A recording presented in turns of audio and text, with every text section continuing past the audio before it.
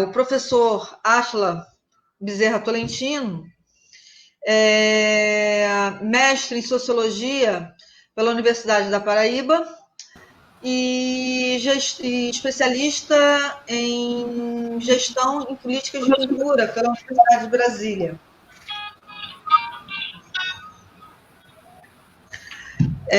Nesse momento, eu vou chamar para estar com a gente aqui nessa live a coordenadora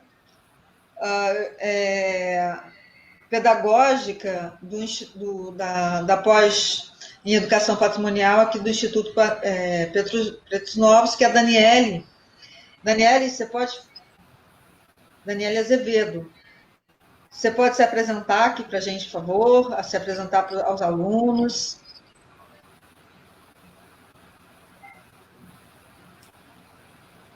Bom, eu acho que a Daniele... né? Entrou. Oi, Daniele, entrou. Pode falar. Que bom que você está aqui. Olá, pessoal. Boa noite. Olá, boa noite. Espero que estejam todos bem. Bem-vindos à nossa primeira turma, né, de patrimônio da pós-graduação, né, de patrimônio cultural da FATEC com o IPN. Meu nome é Daniele Azevedo. Eu sou coordenadora administrativa e financeira daqui do IPN. Tá? Então, assim, eu estou cuidando dessa parte administrativa, né, inicial aí das matrículas, cuidando da documentação toda, né? Então, assim, qualquer dúvida que vocês tiverem do curso de pós, e que eu puder ajudar vocês, eu vou estar à disposição de todos, tá? Então, é só entrar em contato comigo, que aí a gente resolve o problema de vocês, né? As dúvidas, né? Tanto a administrativa quanto a financeira. Obrigada, Dani. Agora eu vou me apresentar, que eu acabei não me apresentando, né? Sou Carla Marques, coordenadora pedagógica, sou socióloga de formação, com mestrado em Geografia Urbana, especialista em Planejamento Urbano e Regional pela UERJ, e meu doutorado em Políticas Públicas e Formação Humana pela UERJ, né? Pesquisadora adjunta aqui do IPN, e é um prazer, né, estar aqui com vocês, dar início a essa pós, que foi um sonho que a gente acalentou durante o ano de 2019, durante o ano de 2020, e está realizando nesse momento com essa aula inaugural. Vou passar a palavra, então. Todos os professores, a maioria dos professores estão na live, estão na aula, então, infelizmente, a gente não conseguiu trazê-los aqui para o StreamYard, mas depois, se houver tempo, a gente faz uma apresentação. E quem quiser também se colocando, se apresentando no chat, pode ir fazendo. Vou passar a palavra para a professora doutora Mônica Lima para começar a sua apresentação. Professora, por favor. Olá, boa noite, pessoas. Devo agradecer, né, o convite, esse convite tão especial de estar nessa mesa, em excelente companhia, né, para participar dessa aula inaugural do curso do IPN. Esse curso, enfim, ele vem a ser mais uma das grandes iniciativas que o Instituto dos Pretos Novos consegue realizar, né? E consegue, dessa maneira, trazer essa discussão tão importante para diversas pessoas e transformar essa discussão tão importante num espaço de formação. Né? Esse curso, que tem como tema central Educação Patrimonial, tem nesse espaço formador, né, um local, certamente, para que muitas importantes reflexões sejam produzidas e para que daqui saiam também iniciativas importantes, ou seja, que esse curso consiga também inspirar as pessoas a realizarem coisas importantes para a memória relacionada à nossa história, né, para os espaços, memória e para a educação patrimonial como forma de garantir que essas histórias e essas memórias elas estejam chegando a um número maior de pessoas por meio de ações educativas. Para podermos aprofundar alguns pontos nessa reflexão, eu trouxe uma apresentação de slides que vai servir um pouco tanto para que algumas questões fiquem destacadas, como também para que eu não me perca nas muitas possibilidades, né, de discussão que esse tema traz. É um tema muito amplo, é um tema ao qual eu me dedico com especial interesse e, enfim, empenho há muitos anos, e, por tal razão, a apresentação ela serve também para que tantas portas e janelas que se abrem, eu possa seguir nesse rumo de maneira certa. Então, eu vou... Vocês aguardem, porque a apresentação, às vezes, demora um pouquinho a aparecer na tela. Peço, por favor, a Carla me confirme quando a apresentação tiver chegado às telas de vocês. Pois não, professora.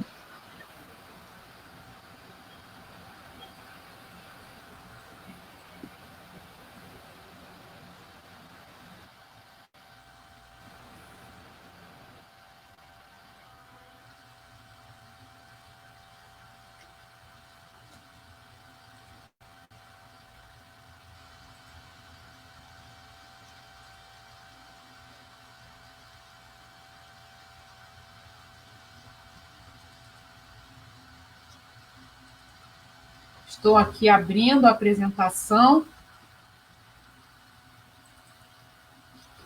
Como eu falei, ela demora um pouco para poder chegar.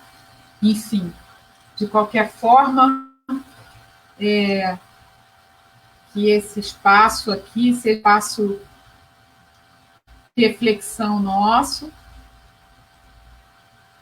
Vamos ver se eu consigo...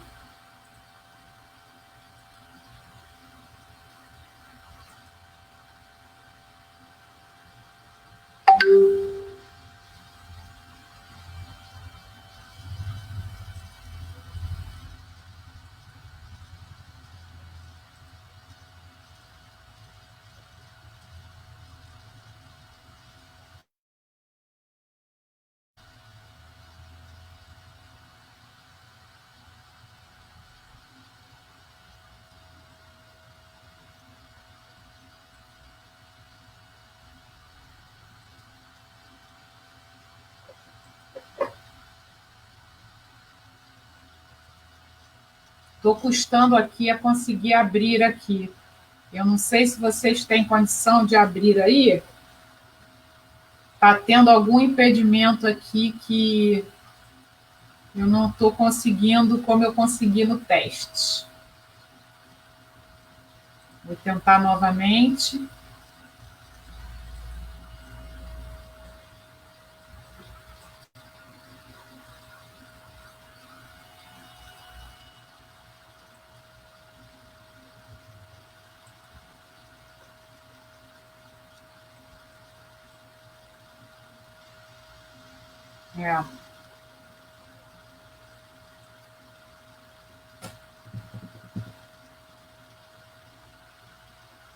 Vou pedir, por favor, que vocês tentem a apresentação que eu mandei para vocês.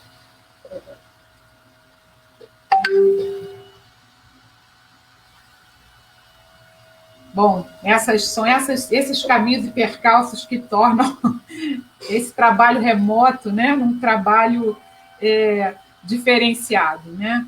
Nessa apresentação, eu procurei justamente iluminar alguns aspectos da minha reflexão, do que eu venho pensando e trabalhando nesse campo da educação patrimonial. Enviei a apresentação para ir para a organização do curso, mas eu tinha tomado a decisão de eu mesma apresentar aqui compartilhando tela, mas estou tendo aqui problemas técnicos, então eu vou pedir, por favor, como eu enviei a apresentação aí para o IPN, se for possível, se vocês têm como fazer isso daí. Eu agradeço. Obrigada, Carla. Eu vou rapidinho lá. Ver se ele faz isso. Vamos ver. Isso, muito obrigada. Então, professor, entrou. Que bom. Muito obrigada. Bom,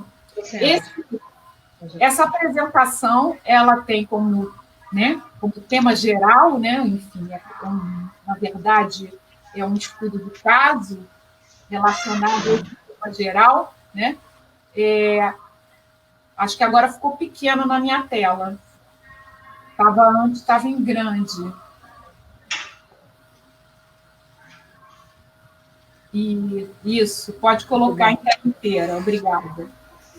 Bom, como estudo de caso dessa apresentação, né, enfim, essa experiência de ter trabalhado com educação patrimonial pelo viés da história pública, né, e tendo como um dos eixos dessa discussão a reparação histórica, os caminhos, né, pela pequena África no Rio de Janeiro, essa região que inclui a região onde está justamente localizado o Instituto dos Pretos Novos. Como subtítulo dessa aula, Educação Patrimonial.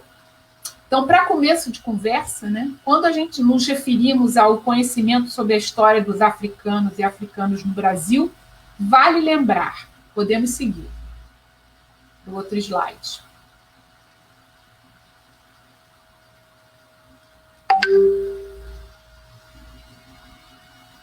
Podemos seguir para outro slide. Né? Vale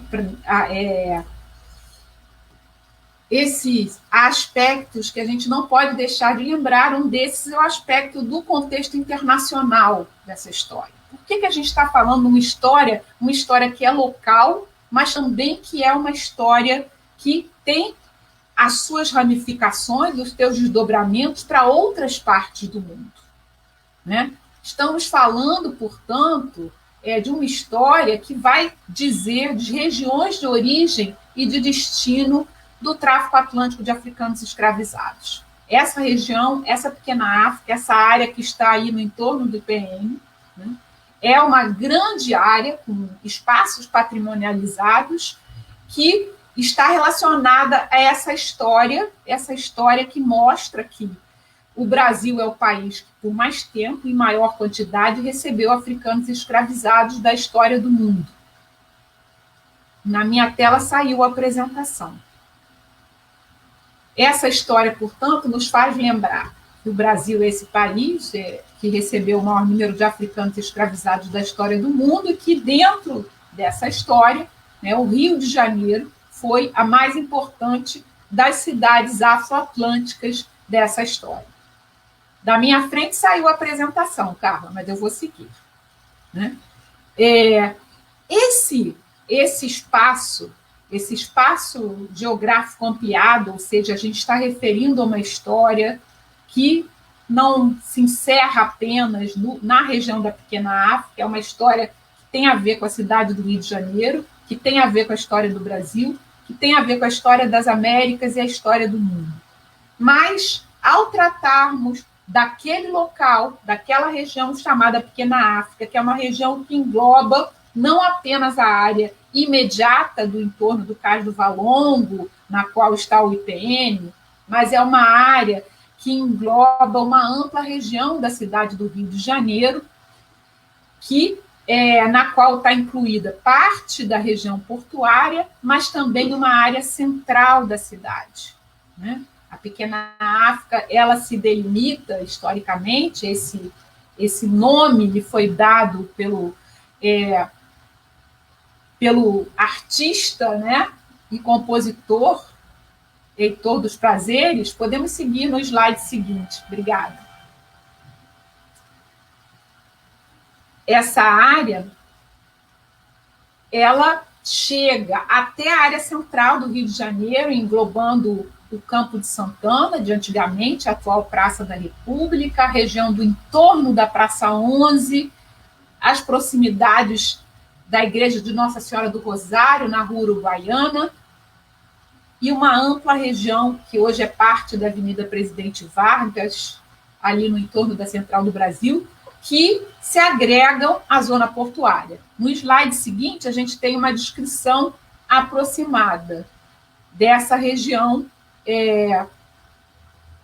da Pequena África.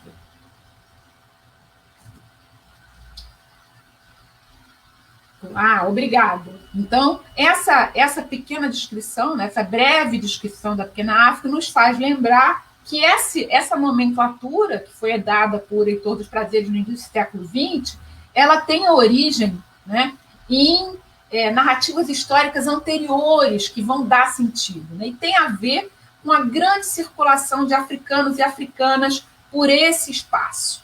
Então, trabalhar com educação patrimonial, trabalhar com aulas públicas, né, trabalhar com o conhecimento e reconhecimento desse território tem a ver com conhecer e se apropriar da história de africanos e africanas e seus descendentes e daqueles outros moradores, né, de outras origens que também ocupavam essa área. Podemos seguir. Obrigada. Bom, quais são as circunstâncias dessa reflexão? Ou seja, de onde parte essas ideias que eu estou trazendo aqui para compartilhar com vocês na aula inaugural?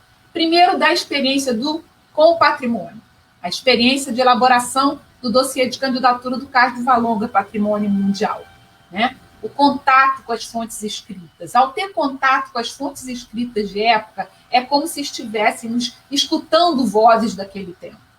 Então, trabalhar com patrimônio é também afinarmos a escuta dessas vozes que conversam com a gente quando lemos os documentos de época. Da mesma forma que quando estamos nesses lugares e os lembramos e as lembramos, estamos colocando essas vozes audíveis para uma ampla audiência. Porque, na verdade, ninguém dá voz a ninguém. Não existe isso de você dar uma voz. A voz as pessoas já têm. As vozes já existem. O que nós fazemos é ampliá-las, amplificá-las, a torná-las conhecidas. Na elaboração desse dossiê de candidatura, foram feitas entrevistas com a comunidade local, que trouxeram outras histórias, ou seja, foi-se construindo esse patrimônio a partir das histórias contadas pela comunidade local, o encontro com o próprio território e a experiência dessa candidatura dialogada com diferentes grupos, que se fez ao longo do processo. A apropriação dessa candidatura pelas pessoas e a vitória transformou esse patrimônio realmente em um patrimônio público, em um patrimônio que pertence à comunidade. Podemos seguir. Obrigada. Essa história podemos... O anterior, por favor. Obrigada. Lidar com essa história é lidar com espaços de memória sensível, né? Ou seja, não podemos esquecer que não se trata de qualquer patrimônio. E isso vale para esse patrimônio, que é o patrimônio no entorno da Pequena África, mas vale para outros espaços patrimoniais.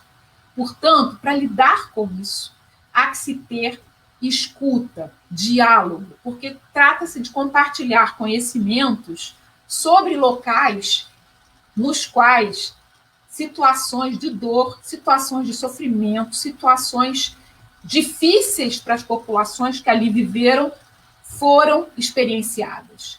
Portanto, quando se visita um lugar como o Instituto dos Pretos Novos, onde está o cemitério de Pretos Novos, essa narrativa histórica, essa apresentação do local tem que levar em conta as sensibilidades, tem que levar em conta que as emoções, que os sentimentos que esses locais afloram, eles são matéria importante para essa narrativa. Eles não são adendos ou algo que possa atrapalhar, né, o conhecimento. Ao contrário, esses sentimentos, essas emoções, eles já nos trazem informações a serem trabalhadas.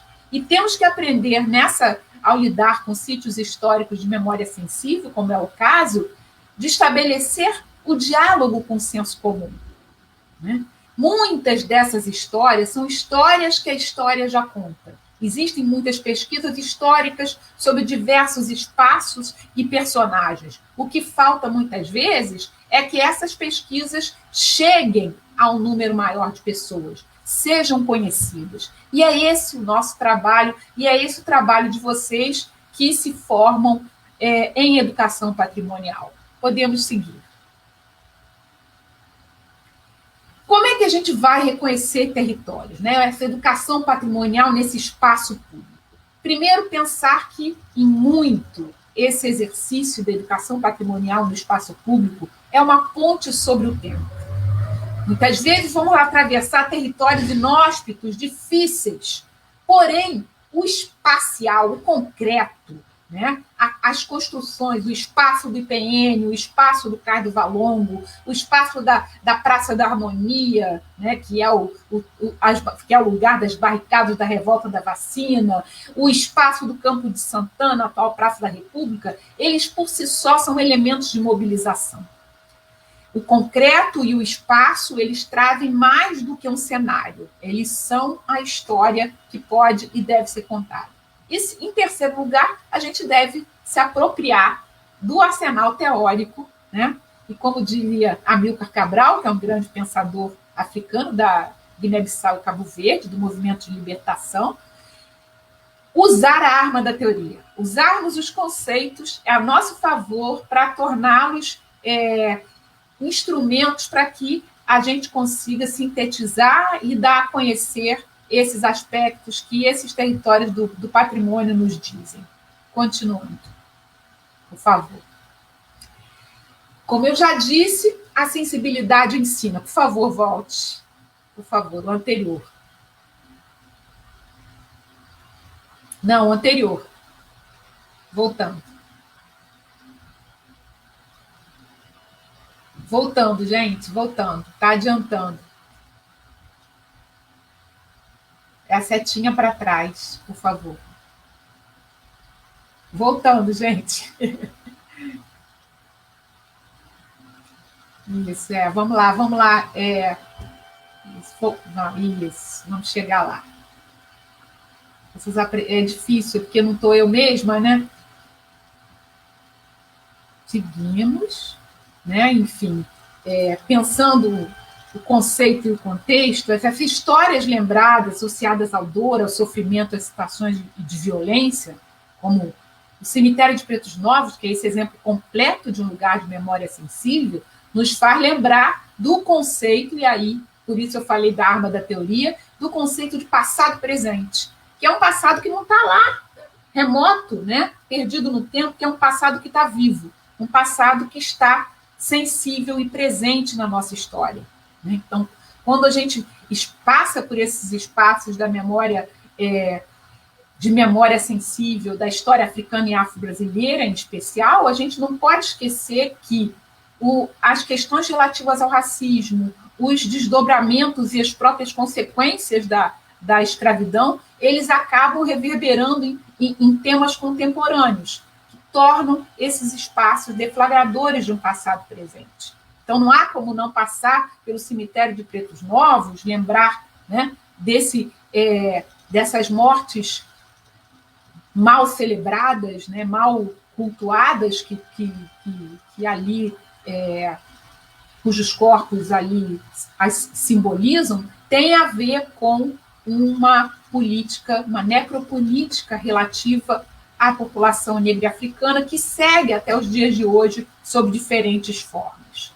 Podemos seguir. Podemos seguir. Podemos seguir. Podemos seguir. Bom, quando tratamos dessa história, que é a história da escravidão, que a Pequena África nos faz lembrar, mas não apenas, porque estamos falando também de uma história que é uma história de criação, uma história de coisas boas, mas são aspectos incontornáveis. A violência, a injustiça histórica, as perdas reiteradas e as demandas que derivam dessas perdas. Portanto, a gente está falando de uma história que mobiliza, né? Portanto, essa educação patrimonial, ela deve levar em conta esses aspectos mobilizadores e essas marcas, que são marcas difíceis, porém são marcas que geram demandas políticas importantes para os atuais tempos. Continuamos. Essa história mais também é uma história de afirmação, de resistência, de sobrevivência, de criação. É uma história também das criações do samba, é uma história do surgimento do samba, dos batuques, é uma história das comidas africanas feitas e vendidas nas ruas, é a história dos sindicatos dos trabalhadores portuários, né, um sindicato chamado mesmo Sindicato da Resistência, assim denominado, no início do século XX, né, que junto com a União dos Estivadores protagoniza a maior greve de seu tempo, cuja diretoria era uma diretoria toda de filhos de africanos, né? Até mesmo o seu advogado era um descendente de africanos. Portanto, esse lugar que também fala de resistência, de sobrevivência e de criação, né? As docas, antigamente chamadas Pedro II, que foram também chamadas nacionais, que são hoje um espaço em frente, ao lado do Cais do Valongo, em que se pode celebrar a atuação de um engenheiro negro, André Rebouças, por isso queremos que ela seja chamada Docas André Rebouças, o espaço no qual esse engenheiro negro, em 1876, em pleno vigor da escravidão, exigiu que esse prédio fosse construído sem mão de obra escravizada, quando ele ganhou a concorrência. A presença desse engenheiro negro, filho de um conselheiro negro do período do Império, esses personagens que indicam a possibilidade de afirmação, mesmo nessas condições bastante desfavoráveis. A possibilidade e a luta para que isso ocorresse. Continuemos. Essa história toda e a apropriação pela educação patrimonial desses espaços, né, e o iluminar desses espaços, entre outros, nas cidades e no país, nos faz lembrar que isso também pode ser entendido e deve ser entendido, ao meu ver, como uma política de reparação. Uma política de reparação que leva em consideração direitos. O direito à memória, o direito à própria história e o direito a contar essa história. Contar essa história em espaços públicos. Essa imagem que vocês veem no fundo de tela dessa apresentação é uma imagem de uma aula pública. Na verdade, a última aula pública que eu pude dar no dia 8 de março de 2020, logo antes da pandemia deflagrar, né, e ocupar o nosso território. E esse foi mais um momento, entre tantos, e entre tantas aulas públicas que ocorrem na região, né, e que nos fazem lembrar da importância do reconhecimento e da compensação, e que esse reconhecimento e essa compensação também tem um forte conteúdo simbólico, né? A educação patrimonial, ao trazer informações, ao formar as pessoas para lidar com esses espaços e essas histórias, ela está desenvolvendo, né, políticas de reconhecimento e compensação. Ainda distante do que seria necessário, temos muito o que demandar, mas esse é, sem dúvida, um dos efeitos. Podemos seguir. O papel da educação patrimonial seria, nesse caso, construir essas novas formas de compartilhar a construção da história.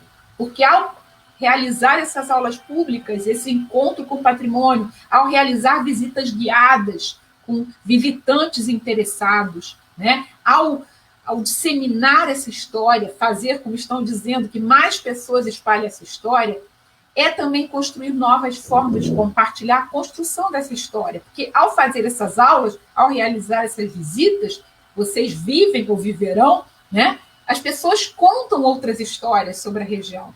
Histórias que sabem, que ouviram falar ou que leram em algum lugar. desse diálogo se constrói o conhecimento.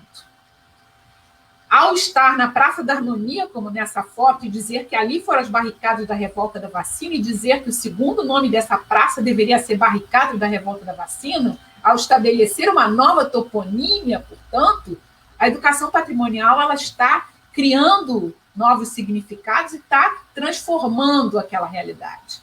O papel da educação patrimonial também é de registrar essas histórias nesses espaços, as histórias que são trazidas por aqueles que estão no entorno, né? E ao chegar aos locais, quando há presença de moradores, de pessoas que num lugar como no IPN, né, a presença sempre constante de Mercedes Guimarães dialogando com os recém-chegados, ouvir para poder, ao trazer essas histórias na primeira pessoa, a gente poder entender e fazer entender melhor esse patrimônio.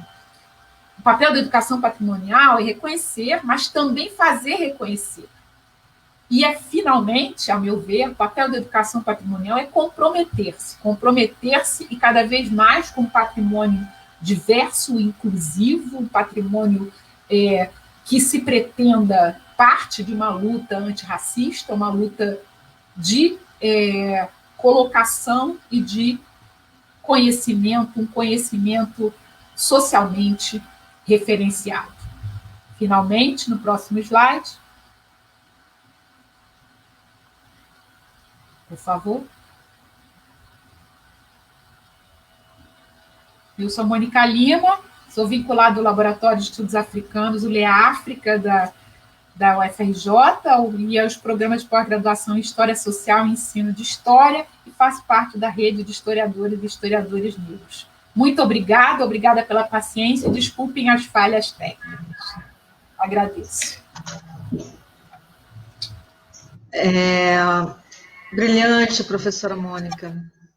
Brilhante a sua aula, mas, para além de brilhante, emocionante, né, e muito acolhedora. É uma fala que traz, como no momento que a gente está começando um curso na modalidade à distância, ter trazido a zona portuária, a sua história, a sua memória, seu patrimônio, para esse espaço, para a gente aqui, foi muito acolhedor, foi muito importante. Então, queria agradecer a sua abordagem, queria agradecer a sua sensibilidade. O chat está adorando, a galera está bombando aqui no chat. Essa aula muito, muito emocionante. Estou muito emocionada, muito obrigada. Queria avisar que quando o professor Átila começar a falar, a gente vai abrir para as inscrições, tá bom? Não poderão ser muitas inscrições, né, devido ao tempo que a gente tem de aula, que no máximo até 9h15, mais ou menos, mas a gente vai tentar receber vocês aqui com todo o nosso carinho e as perguntas e as questões de vocês, tá bom? Agora eu vou passar a palavra ao professor Adair Rocha, que também é um dos fundadores do Instituto Pretos Novos, né? É uma pessoa que tem uma importância singular para a gente aqui. Você sabe, né, professora Adair? Você sabe o quanto você é querido aqui nessa casa. E a professora Adair também esteve à frente da Secretaria de Políticas Culturais do Ministério da Cultura na gestão Gil, na gestão do ministro Gil, e tem muito, muito para falar, né? Não só do IPN, mas também da questão da cultura no país, da educação patrimonial, e eu vou passar a palavra para o senhor. Obrigada, professora Daíra, obrigada, professora Mônica, muito obrigada mesmo. Uhum. Tá ouvindo bem, né? Sim, sim. Tá. Bom, então, Carla, querida, obrigado aí por podermos compartilhar esse início desse belo curso. Queria também me dirigir aqui né, com muito carinho à querida Mercedes Petrúcio, nessa, né, que há tanto tempo, né, convivemos, e sem dúvida nenhuma, é de uma significação enorme poder abrir, ajudar, né, para participar da abertura desse curso, e sendo exatamente nesse espaço, nesse território e nessa possibilidade de significação, né? Quer dizer, então, e claro que queria, inclusive, começar agradecendo muito, né, acho que a apresentação da professora Mônica nos abriu várias perspectivas, e eu até quero pegar, né, de quando você dizia, Mônica, de que, na verdade, ninguém dá voz, a voz existe, e o que é preciso fazer é ampliar, né? Então, eu queria trabalhar hoje com vocês como é que essa memória de uma das tradições mais impressionantes e mais incríveis do mundo, da população negra, né? E terrivelmente, né, do espaço mais longevo, do tempo mais longevo de escravidão do país, né? E aí, ao mesmo tempo, o fato de estarmos a partir dos pretos novos, né, você está tratando, inclusive, dessa extremidade, né, que é a morte, né? Quer dizer, que a partir de que cemitério clandestino foi esse que essa possibilidade de retrabalhar a memória está colocada. Então, claro que há uma coisa que eu, como professor já há bastante tempo, né, eu diria até que claro que eu estou esperando a vacina para fazer amizade e proximidade, retomar com os barbeiros, né? Mas eu diria que nessa abertura nossa aqui, há quase que uma forma nova de convocação, né, que eu diria que internautas do mundo, desse mundo home office, univos, né? E aí, claro que diante disso que eu estou dizendo, há uma necessidade, né? Dos 40 anos que eu dou aula na PUC, dos quase 30 que eu dou aula na UERJ, e dos mais de 40 que eu dou aula, eu tenho vivido experiências muito interessantes que também me têm trazido bastante para nós compartilharmos aqui hoje. E aí, claro que o presencial acaba sendo fundamental, porque no presencial eu estaria vendo a cada um de vocês por onde está caminhando a memória, o olhar, né? E que novas inquietações e que questionamentos a mim vão estar colocados, né? Quer dizer, mas esse é o tempo, né, em que não só o vírus, mas onde a pandemia do espaço, a pandemia do tempo, a pandemia da política, a pandemia das relações que foram estabelecidas e que é de diferentes naturezas, né? Ela certamente vai nos ajudar a entender um pouco que território é esse, né? Que espaço é esse, a partir de onde trabalhamos, né? Que cidade é essa do Rio de Janeiro, né?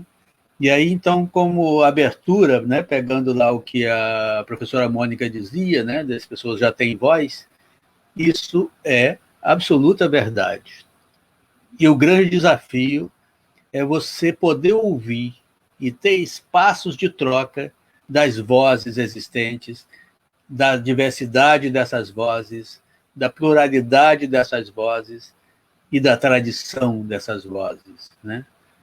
E nós vivemos um tempo, nós vivemos um mundo, e que já vem de séculos, em que a produção do imaginário, e aí quando falo da produção do imaginário, eu estou falando da chamada comunicação hegemônica, e posso falar também da chamada comunicação comercial, né? Ela é feita para esconder as vozes. Então, o grande desafio que nós estamos colocados, né, e acho que vocês, ao iniciar esse curso, estão também entrando cada vez mais para esse caminho da recuperação da história, recuperação da memória, e que patrimônios se tornem vida, né, e que esse processo continue, né? Por quê? Porque nessa produção que existe de esconder as vozes, é uma produção do imaginário que torna normal os processos, né? Inclusive o longevo processo de escravização. Veja bem, né? Há um secretário hoje, né, na instituição que foi criada a partir da resistência no Ministério da Cultura, né, onde a questão do negro está colocada, né, e o presidente dela hoje é aquele que afirma que a escravidão foi uma coisa boa. Né? E aí ele não está afirmando do nada. Ele tem uma sustentação, assim como o fascismo e a direita que está instalada no país tem também a sua sustentação. E essa sustentação ela está profundamente sustentada pela produção do imaginário. Então, no imaginário que temos, é normal, por exemplo, a existência das favelas como se fosse parte de um projeto urbano. Né? E isso também, que é criado a partir de uma forma de resistência, que aí tanta riqueza a partir daí podemos, né, recuperar, como a professora Mônica estava fazendo, ela se torna o espaço da continuidade da escravização. Quer dizer, a escravização está presente ainda hoje. Os métodos que fazem com que algumas pessoas tenham mais direito que as outras, algumas pessoas possam ter mais acesso que as outras, elas estão colocadas. E aí, se não, é só olharmos, né? Quer dizer, quando você tem, por exemplo, na educação pública, né? Você tem alguns espaços que eles são comparados aos melhores espaços, ou até melhores do que a própria instituição privada da educação, na discussão dos acessos aos vestibulares. Né? E por que isso existe? Porque o CAP, seja da UFRJ, seja da UERJ, e o Pedro II, e essas diferentes escolas que são de primeiríssima qualidade, elas estão situadas nos espaços urbanos, onde você tem de uma classe média para cima já estabelecida naquilo que a estrutura coloca como espaço urbano. E, nesse sentido,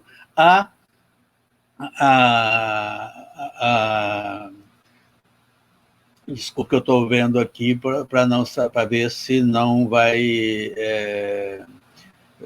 cair o horário que eu pedi. Tá? E aí, nesse sentido, então, eu queria deixar bastante claro aqui para nós, né? Quer dizer, que processo é esse, então, que faz com que haja essa diferença e que pareça normal? A normalidade estaria se o Pedro II e seus CAPs e seus diferentes espaços de qualidade da educação pública tivessem também na Rocinha, tivessem também no Alemão, tivessem também na Maré, tivessem na Zona Oeste, nos diferentes espaços, tivessem também na Baixada Fluminense. Né? Só que, aquilo que eu dizia antes, a produção do imaginário levou a que se encare isso como normal. E algumas vezes, inclusive, sendo justificados até com pressupostos religiosos, né, na história, ou como até se determinadas pessoas que estão nesses espaços fossem por essa culpa. Mas, então, essa cidade que eu, quando escrevi, o Joanir Ventura escreveu Cidade Partida, né, porque era uma fotografia de uma chacina de Vigário Geral, e aí aquela fotografia da chacina, claro que demonstra cidade partida, mas isso não pode se transformar num conceito que vá sustentar um modelo de comunicação que aí sim garante que, então, centro e periferia, centro e favela, né, são essa forma tradicional e como se tudo tivesse que ser assim. Eu escrevi desafiado por isso Cidade Serzida, né? Quer dizer, que costuras são essas que o conjunto que se estabelece com o conjunto da cidade, ou qualquer espaço central iria poder funcionar sem que a periferia e a favela estivessem presentes, seja no supermercado, seja nas universidades, seja no transporte, seja nos mais diferentes espaços. Ou como é que se poderia transmitir como a maior festa do mundo, o carnaval, e o que é Marquês de Sapucaí, como é que é o sambódromo, e que são as coisas todas que estão ali, sem que você tivesse que colocar que a potência desse espaço ela é gerada a partir da favela, a partir das periferias, né? No entanto, não é esse o caminho que é mostrado, né? Então, nesse sentido, eu queria juntar um pouco duas coisas aqui. Quer dizer, qual é a importância da comunicação e que processo é esse da comunicação feita para esconder a diversidade e as vozes de uma formação de cidade que aí, nessa discussão do segmento que eu estou fazendo, eu estou ampliando de como é que, a partir da potência da periferia, a partir da potência do conjunto da cidade, você pode falar da cidade multicêntrica. O centro está em todos os territórios. E nesses territórios todos, como já mostrava a professora Mônica, ela está feita da diversidade e dos saberes e dos sabores.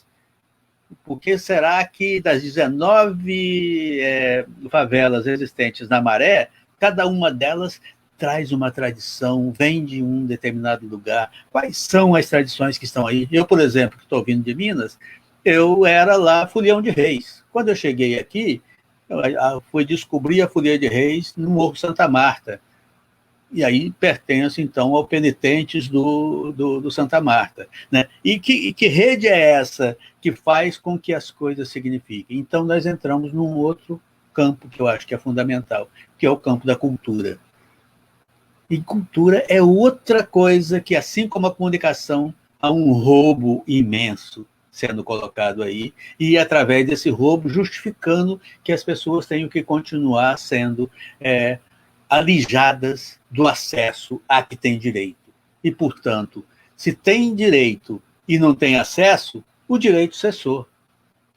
E, então, que cidade é essa que acolhe ou que recusa que a população possa ter aí uma vida feliz? E com todos os problemas você vai encontrar nas favelas e nas diferentes espaços de periferia, onde é que a festa permanece, onde que as trocas permanecem, onde que a comida é feita e não precisa fechar a porta, né? Onde que as pessoas, de fato, compartilham as coisas, né? E aí acaba tendo que acontecer mutirões, né? E mutirão, que é uma coisa excelente, né? Pela forma como as pessoas não só se congraçam, mas que resolvem as questões do comum, ele tem esse lado que é excelente e tem um lado que é terrível, porque ele está cumprindo o papel do Estado. Ou no sábado, às 10 horas da manhã, ou no domingo, às 10 horas da manhã, vai ter mutirão na Avenida Atlântica, ou então na Delfim Moreira, ou nessas avenidas, para poder resolver problemas de políticas públicas, né? E aí, quando você chega na favela, de repente está faltando água e faltando luz, e na rua seguinte que você chega, já que é asfaltada, já está com todos esses elementos, né? Então, nesse sentido, eu acho que é importante então, a gente ver a singularidade que é o Rio de Janeiro, né? E que eu costumo chamar, inclusive, da imagem invertida do espelho, né? Que para Leblon você tem Vidigal, ou para Vidigal você tem Leblon, e para Ipanema tem o Galo, o Cantagalo, e para Copacabana você tem diversas, né? Chegado no Guaraná, quer dizer, nos mais diferentes, nos Cabritos e todos eles, e lá no Leme tem o Chapéu e tem a Babilônia, e vai para Botafogo e tem o Santa Marta, e a Gávea e São Conrado tem Rocinha, né? E a Tijuca tem o Anel, né? Quer dizer, essa cidade é uma cidade que está composta por uma potência imensa, mas, ao mesmo tempo, ela está composta, ela está feita por espaços que são espaços extremamente injustos, extremamente negacionistas, né? E isso existe, não é à toa, né? O negacionismo é uma coisa real, uma coisa que acontece a partir das tradições já criadas para exatamente quebrar as possibilidades, né? Eu queria pedir, inclusive para a Carla, que encontrasse uma forma, pode ser no chat, onde for, de me avisar do tempo, porque eu não estou conseguindo acessar agora o Zap aqui. Mas certamente a importância aqui é que, então, a forma de mudar essa cidade é a forma de recuperar a memória do que foi a tradição da população negra, onde mais de 50% da população brasileira e imagina o Rio de Janeiro nessa história, né? E aí, então, nesse processo absolutamente, né, um tempo relativamente curto na história, né, você passa a ter hoje no Rio quase que um terço da população do Rio de Janeiro vivendo em favelas, né? E aí a maioria da população negra vivendo, né, nas favelas. E aí você vai para os espaços prisionais e a maioria da população prisional também negra, né? Então, o que significa trabalhar o conceito de escravização ainda hoje, relacionado com essa visão que eu estou colocando para vocês aqui da cultura, né? Então, para nós, cultura tem que significa significação. Que interação é essa, né? Por quê? Porque para os setores existentes, né, do ponto de vista econômico, estruturante na sociedade, né, que está, sobretudo, na nossa experiência aqui, ligado ao Estado mínimo, né? E aí, claro, que Estado máximo e Estado mínimo já estão com problemas suficientes para que uma outra forma de Estado exista, para que, portanto, diante disso, a passagem, né, dessa visão do crescimento e da potência da periferia está levando, então, a essa possibilidade de percepção da cidade multicêntrica e de que forma esses territórios todos vão ser representados. Aí, claro que a partir disso, a discussão da escravidão e da escravização e a discussão do racismo, né, certamente passa para a ordem do dia. E aí a pandemia trouxe muito as maiores possibilidades da gente rediscutir absolutamente essa visão. Por quê? Porque está cada dia mais demonstrado de como é que que significa esse processo de exploração, de tal forma do acúmulo e da escassez, que cresce cada vez mais o espaço da escassez e diminui cada vez mais o espaço do acúmulo. E a cidade, né, como eu tinha dito antes lá, né, na sua representação da imagem invertida do espelho, acaba representando também isso. E aí, então, como é que é a educação patrimonial? Como é que a cultura como significação é aquela que vai me possibilitar de perceber a minha memória, a minha origem, a minha tradição, aquela que vai respeitar as diferentes possibilidades de vivência e de sobrevivência, né? E que, portanto, quando pensar na favela, né, vai quebrar esse esquema da cidade partida, né? E, ao contrário, né, senão é como se as pessoas do bem, né, como a gente tem ouvido falar, né, e estão num espaço, e aí quando você se aproxima da favela ou da periferia, como se tudo ali significasse crime, risco, violência, né, e o que leva, inclusive, a pensar segurança como se fosse coisa de polícia, né? Quando, na verdade, segurança para qualquer um de nós é qual a possibilidade que você tem de acesso à saúde, que possibilidade você tem de acesso à educação, que possibilidade você tem de acesso à cultura e às diferentes produções da arte, né? Que possibilidade você tem de acesso à moradia, né? E há quanto tempo você mora do trabalho, né? Que relações são essas com a possibilidade da percepção daquilo que é uma coisa extraordinária, que é a tua criação, a tua possibilidade de transformar as coisas e que, de repente, se transforma em algo pesado, em algo que se reduz a salário, que se chama de mínimo, né? E como se isso fosse normal, né? Então, nesse tipo de relação, eu estou me lembrando aqui, inclusive, de um momento quando a gente estava no Fórum Social Mundial, e o Fórum Social Mundial, que vocês devem ter memória, foi esse grande movimento criado, né, no final do milênio e no início desse, em Porto Alegre, para que os movimentos sociais fizessem a sua discussão e o seu discurso quando Davos, isto é, os ricos, estavam reunidos, né?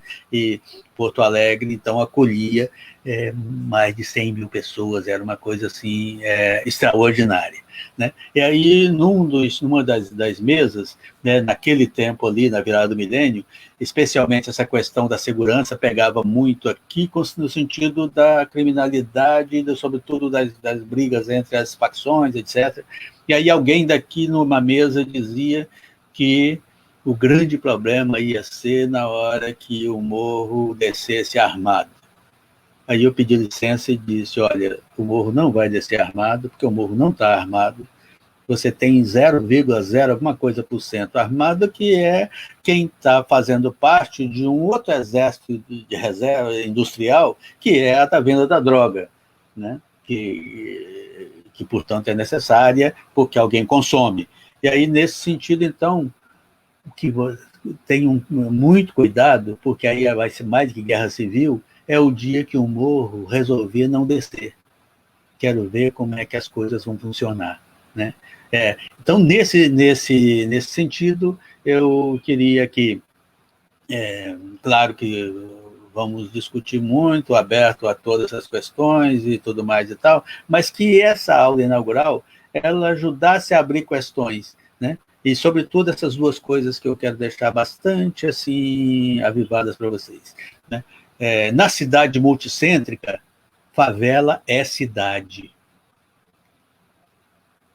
Se ela não está sendo cidade no sentido do acesso, aí as políticas públicas têm que acontecer de tal forma que a política que não for feita dessa forma, ela está contra a maioria da população e está contra a população negra, que é a maioria ali nos espaços onde o acesso não está se dando.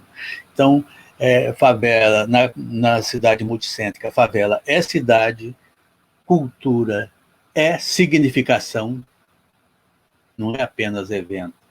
Ela é tudo que perpassa, e onde, inclusive, a política é uma das dimensões da cultura, né? Imagina, então, como é que as verbas, os acessos, né, seriam, né? Quando eu trabalhei com o Gil no Ministério da Cultura, uma das coisas que nós discutimos é que não é o Estado que faz cultura, quem faz cultura é a população.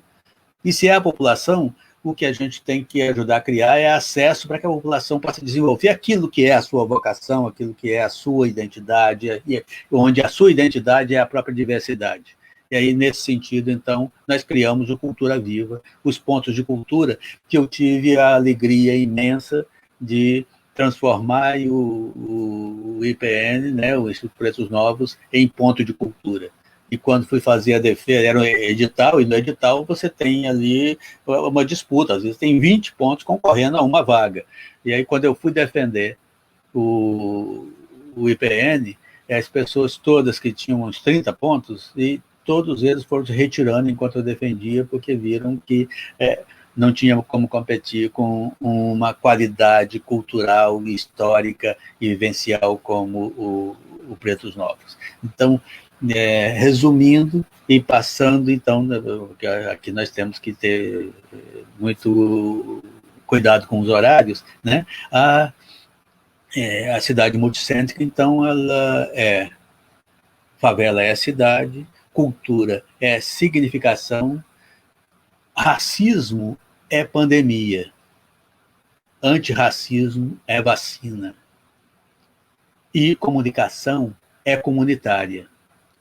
Se essa perspectiva da comunicação, de poder falar a partir de onde as coisas existem e a partir de onde os novos intelectuais orgânicos estão sendo criados e formados, por quê? Porque eles estão com o acesso, seja a cotas e as mais diferentes formas de acesso que os pré-vestibulares comunitários e todos os outros foram criando, você cada vez mais tem as pessoas, grandes profissionais e grandes pessoas podendo não só dirigir pesquisas, mas falar a partir de onde as coisas acontecem. Quando a outra que esconde as coisas, a comunicação dita hegemônica, ela fala sobre, ela não fala a partir de, né?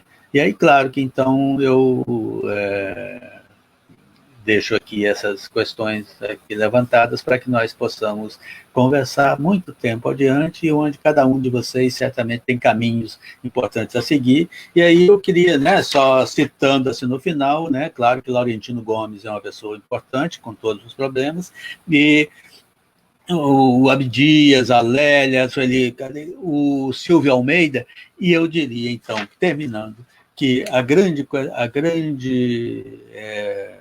indicação que vocês tenham sempre em mão e que tem a ver com o tempo que nós estamos vivendo é essa obra fantástica do Frantz Fanon, que é Pele Negra, Máscaras Brancas, já que todos estamos, né, tendo que usar máscaras, mas o que significa essa virada desse grande autor negro que nasceu numa favela de Martinique e que foi o grande intelectual do mundo. Obrigado, gente, desculpe aí. Tá?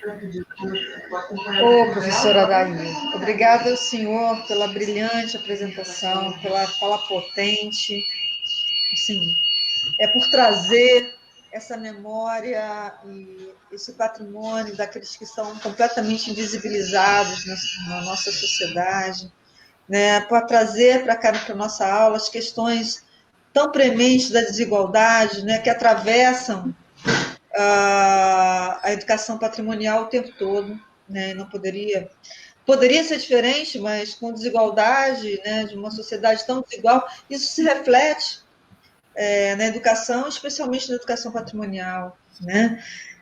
Muito obrigada, muita gratidão. Passar agora a palavra para o professor Átila Tolentino, e abrir as inscrições também para quem quiser perguntar. Lembrando que a gente está com um probleminha de tempo aí, devido a gente ter tido algumas questões operacionais, mas a aula está muito boa e a gente vai deixar fluir. E que a fala do professor, tenho certeza que a fala do professor Átila vai ser mais uma fala de acolhimento e de muita beleza. O senhor, professor. Muito obrigada.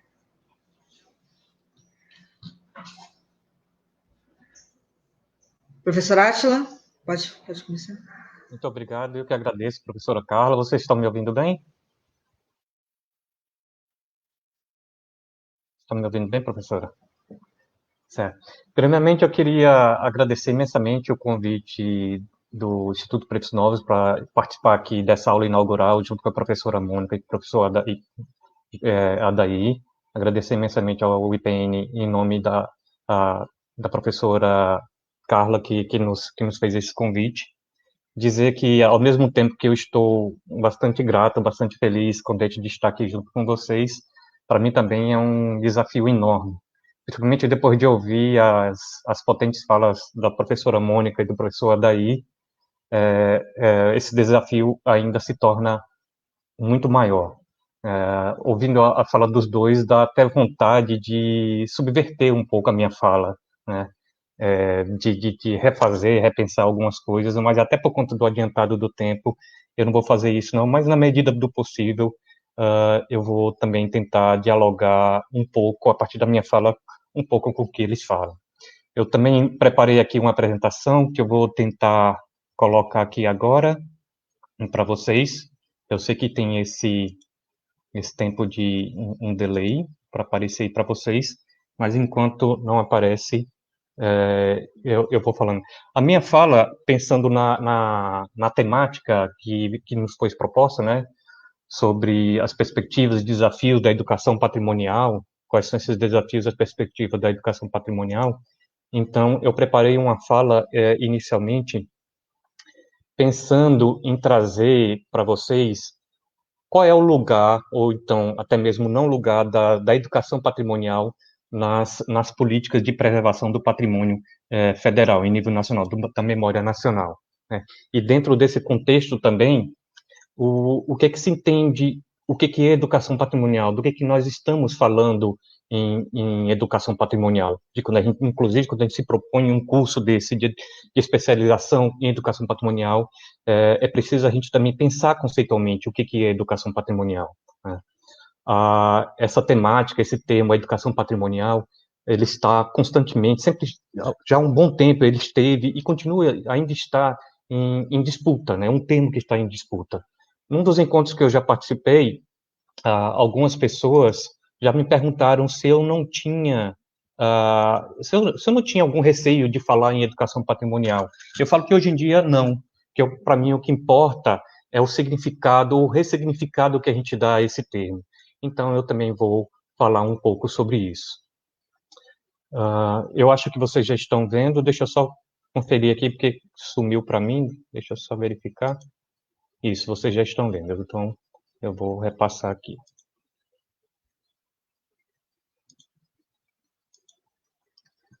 Então, eu trago aqui para vocês um pouco dessa trajetória histórica, né, do lugar da educação patrimonial nas políticas de preservação da memória nacional, ou seja, ou o não lugar.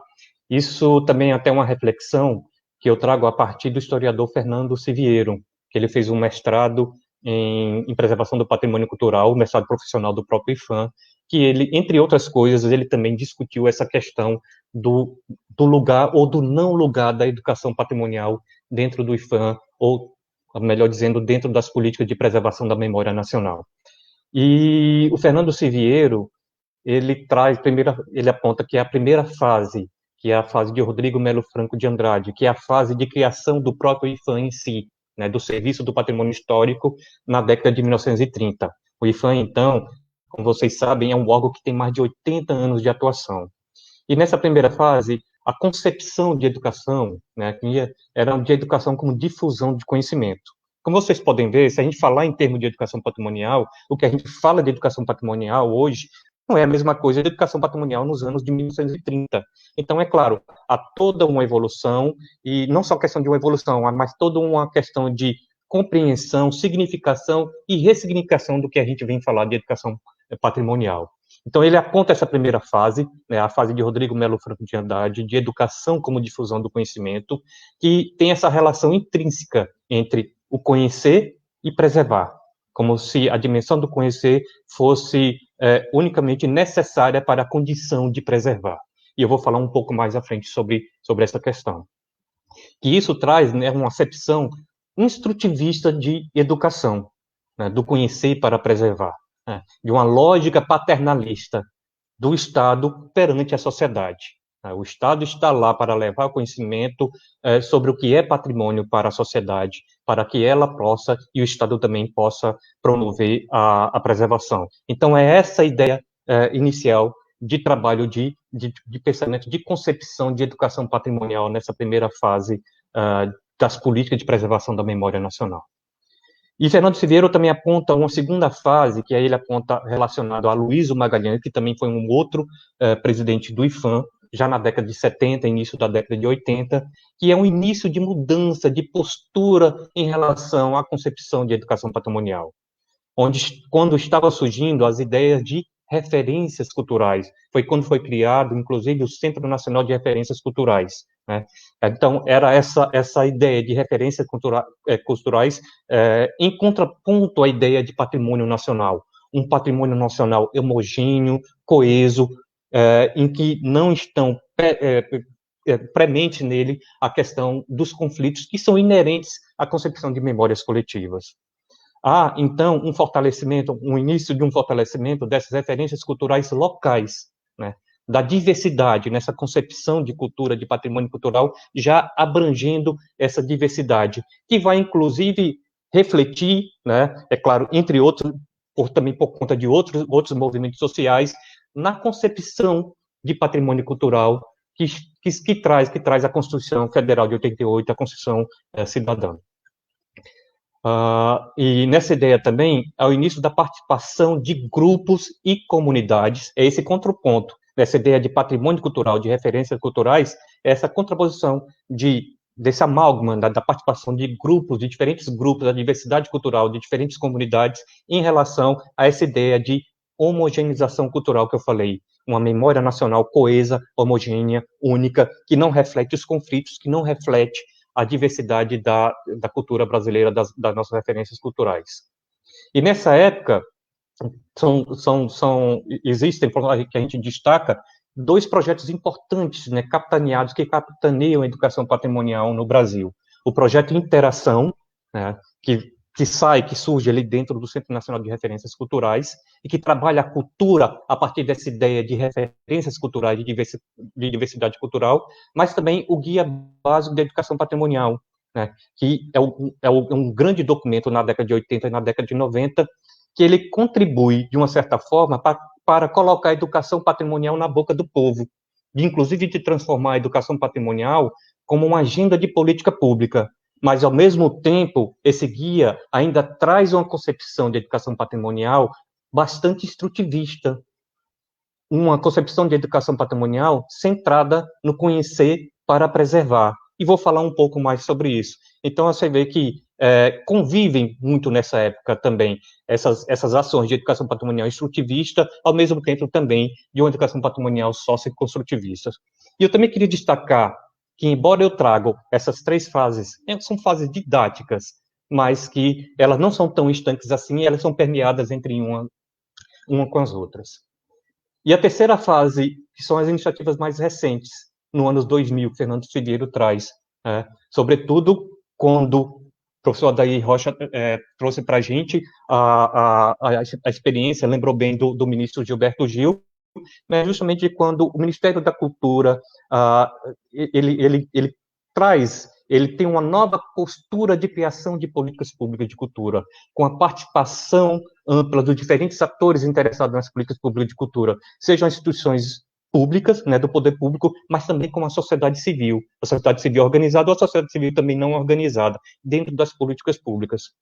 E é nesse contexto sócio-histórico que Fernando Silveira aponta que realmente existe um lugar da educação patrimonial dentro das políticas de preservação da memória nacional, com a criação dentro do IFAM, da Coordenação de Educação Patrimonial, no ano de 2004, com essa construção coletiva de políticas públicas, de uma política pública para a educação patrimonial, né, com a indução de instrumentos institucionais e publicações também voltadas para a educação patrimonial, que estruturam uma determinada política pública voltada para a área, né, com essas publicações, as instituições, e também com alguns projetos importantes, como o projeto Casas do Patrimônio, que aí eu vou falar um pouco mais para isso, vou me deter um pouco nesse período.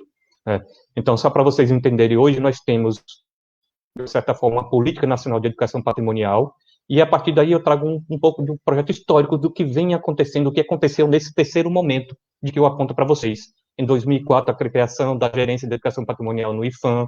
Em 2005, a realização do primeiro Encontro Nacional de Educação Patrimonial. Então, são esses encontros nacionais que começam a conformar essa política pública e também conformar o que se entende hoje por educação patrimonial.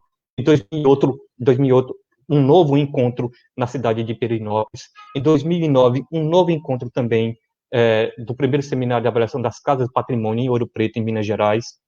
Em 2011, um encontro importante, que já foi o segundo encontro nacional de educação patrimonial em Ouro Preto, quando se conseguiu, a partir também dos diálogos anteriores, consertar o que se entende hoje como educação patrimonial dentro da política de preservação da memória, né? A inserção do tema da educação patrimonial no programa, no saudoso programa Mais Educação, como era desenhado antes.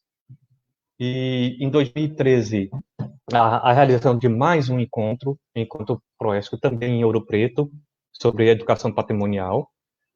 E algumas publicações, como eu falo, que são importantes, foram importantes para estruturar essa política dentro da casa. Não, quem queira. Vou botar aqui. Júnior, por favor, pode passar. Ok.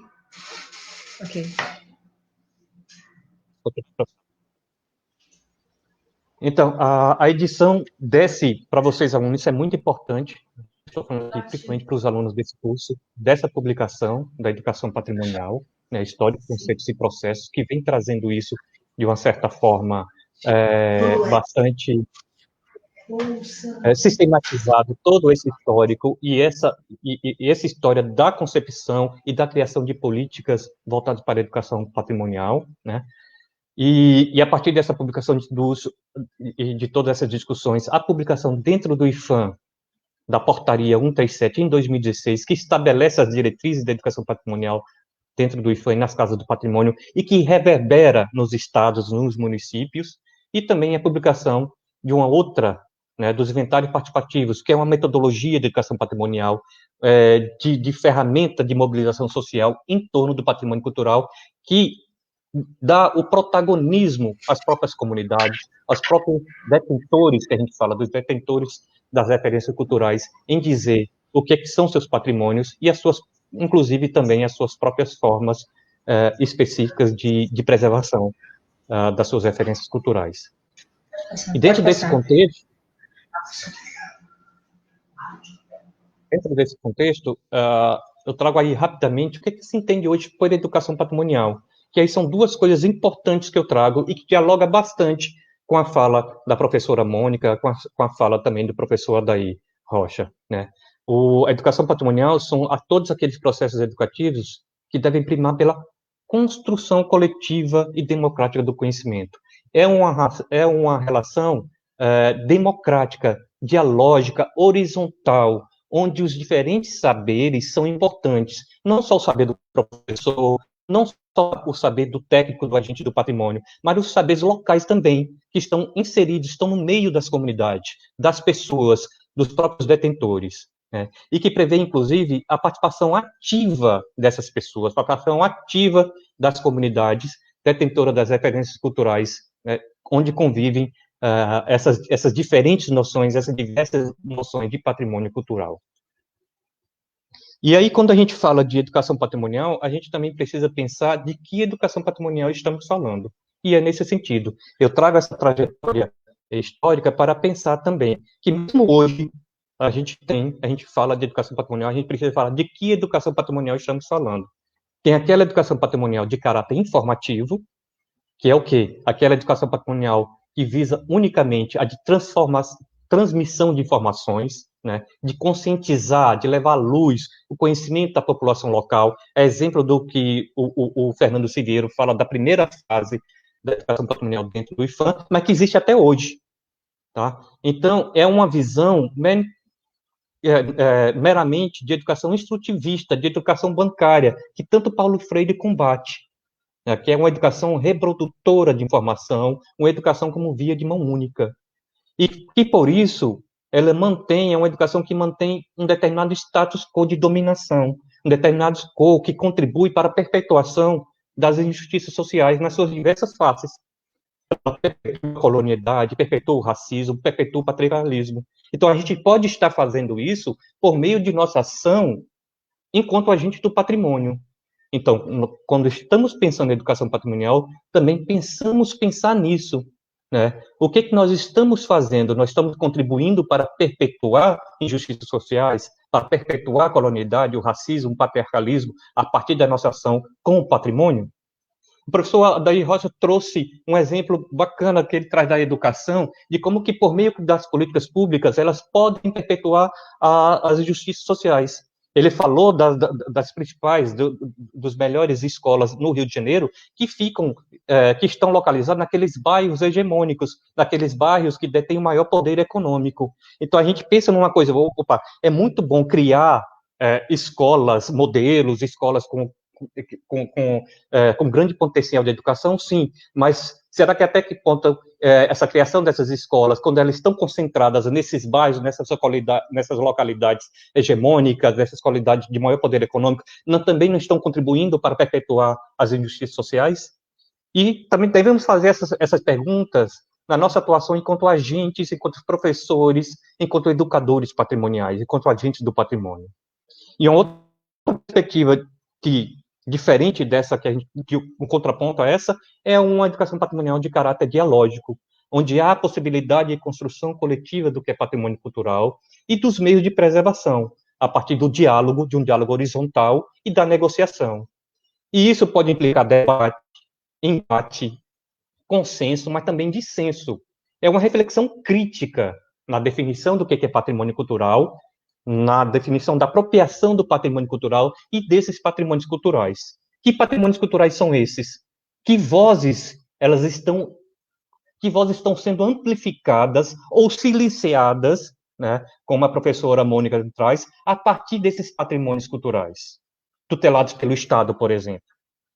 Nisso, é uma visão de educação socioconstrutiva, onde a mediação há uma mediação para a apropriação do conhecimento, a existência de diferentes saberes, a existência dos saberes, da existência dos saberes locais, um olhar da vivência das comunidades, de diferentes cosmovisões, de cosmovisões em relação às nossas referências culturais, em relação ao patrimônio, em relação às práticas de preservação.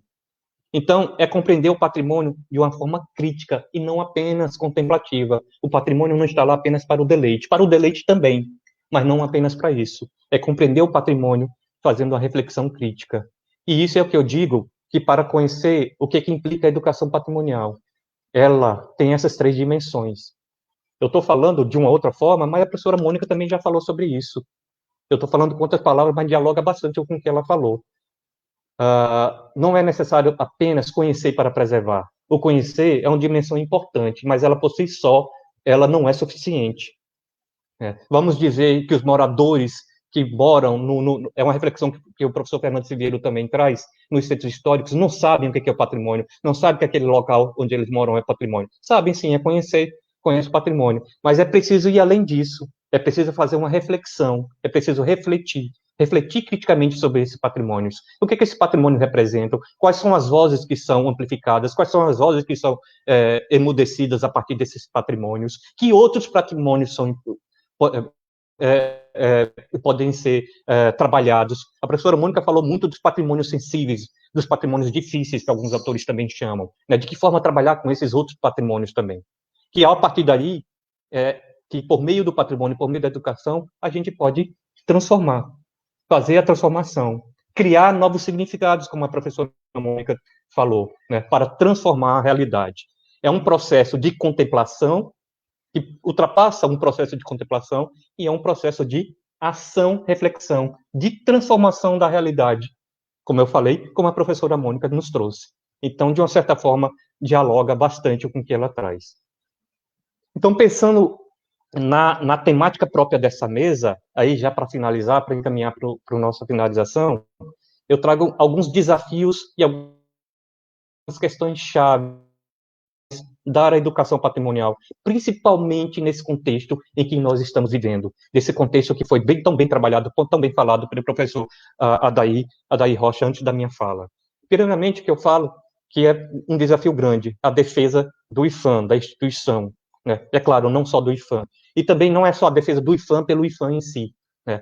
O Adair Rocha, que já foi da Fundação Cultural Palmares, e a gente vê a loucura em que a Fundação Cultural Palmares está hoje em dia, não é defender a Fundação Cultural Palmares pela Fundação Cultural Palmares, mas é defender uma Palmares que realmente cumpra o seu objetivo, cumpra a sua função social e a sua função oficial para que ela foi criada. Da mesma coisa do IPHAN, é uma defesa do IPHAN, que é um órgão que está sendo extremamente desmantelado, desmontado nessa época, mas é um IPHAN que atue, que tenha uma atuação democrática na sua gestão, com pessoas efetivamente qualificadas, né? E que sejam comprometidos com concepção e implementação de políticas públicas que seja implementado de forma democrática, com participação dos diferentes atores sociais e atores do poder público, na concepção e na implementação das políticas públicas voltadas para o patrimônio e especificamente voltada para a educação patrimonial. São também um desafio ações de educação patrimonial com foco nessa diversidade, né, de pensar a cidade, como o professor Adair Rocha, nessa mágoa, vamos assim dizer, nas suas diversas camadas, nas suas diversas facetas, que abarque a interculturalidade, tanto nos processos de patrimonialização em si, e também nos processos de preservação desses patrimônios. E outros desafios, outras questões chaves, que aí é o que eu coloco para a gente pensar enquanto educadores, enquanto professores, enquanto agentes do patrimônio, né? Se nós estamos, aquilo que eu já venho falando, contribuindo para que o patrimônio cultural seja efetivamente representativo da diversidade cultural e dos diferentes grupos sociais, como o texto constitucional nos traz. Um texto constitucional que ele foi forjado não pela benesse do legislador, mas é um texto constitucional que traz por trás lutas e um trabalho de diferentes atores sociais que vieram antes da gente para que essa nossa Constituição trouxesse essa concepção ampla de cultura e essa concepção ampla de patrimônio. E, por último, até que ponto, que aí é uma pergunta ao inverso, né? Até que ponto nossas ações não estão contribuindo por meio da patrimonialização para a emancipação do indivíduo, né? dessa concepção de emancipação de Paulo Freire mesmo, essa minha fala é bastante freiriana, né, de emancipação do indivíduo, ou, por outro lado, se as nossas ações não estão perpetuando o racismo, o patriarcalismo, a unidade, as diversas injustiças sociais, nas suas diversas formas, nas suas diversas faces. Né? Então, são esses desafios, essas questões, a partir dessa fala que nos foi proposta para essa mesa, que eu trago aqui para vocês, sobretudo para vocês, alunos, que vão começar, né, nessa pós-graduação em educação patrimonial, que eu acho que são perguntas chaves que eu trago para a minha vida, para a minha lida no âmbito do patrimônio, no âmbito enquanto agente de educação patrimonial, mas que eu gostaria também de compartilhar com vocês e que eu gostaria que vocês trouxessem para pensar os projetos que vocês desenvolvem, os projetos que vocês vinham a desenvolver também a partir desse curso que vocês estão iniciando hoje. Então é isso, e com essa fala eu agradeço e ficamos abertos. Desculpa se eu falei rápido, mas eu estava preocupado com o tempo, para a gente também debater muito mais. Obrigado, professora. Eu vou interromper Obrigada, aqui. Obrigada, professora Ashla. Acho que a sua aula conseguiu sintetizar muito bem, né, o que a gente propôs para esse espaço aqui, né, que é pensar, refletir, né, sobre os desafios e as perspectivas da educação patrimonial. E vejo assim que me sinto muito animada em olhar para os comentários, né, e ver que os nossos alunos, os nossos docentes, os participantes dessa aula conseguiram compreender, né, e participar desse momento proposto, né, sobre o tema proposto. Acho que é bastante significativo ter 3 pessoas com abordagens tão diferenciadas, mas que ao fim se encontraram, né? Se encontraram e fizeram uma amálgama muito bacana. Estou muito feliz por essa realização nossa, né? Por ter conseguido o IPN, junto com a FATEC, realizar essa aula maravilhosa, brilhante, emocionante, acolhedora, e para não me estender mais, queria abrir agora para o nosso público, né, ativo, que possa, quem quiser se inscrever, avisar também que a aula vai estar gravada, disponível no Facebook do IPN, compartilhem para que as pessoas possam ter acesso a essa aula maravilhosa, e vai estar também no YouTube. Então é isso, pessoal. Quem quiser, também outro informe que eu vou dar é que a gente vai estar com a matrícula aberta até o final do mês. Perguntaram aqui no chat. Então até janeiro, comecinho de fevereiro, a gente ainda tem poucas vagas, mas a gente está aceitando matrícula ainda. Espero que com essa aula a gente consiga ampliar bastante a nossa turma também. Alguma pergunta, pessoal? Vamos lá, vamos escrever.